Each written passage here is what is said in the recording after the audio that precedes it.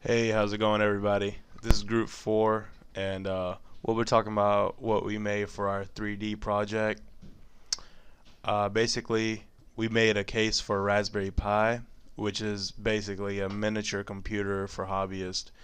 And to design it, we basically just scanned an actual Raspberry Pi and built a box around it. Then we cut out holes for the SD card and cable ports. Even though it took a while, it was very unique to see something being made right in front of us with a special material that 3D printer uses.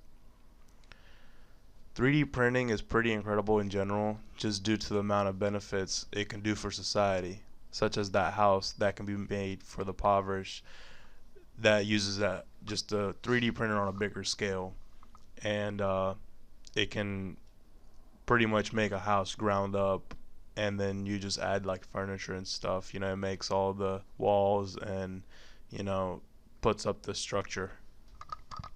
Yeah, so that's what our project was pretty much about. We made a case for Raspberry Pi, and that's it.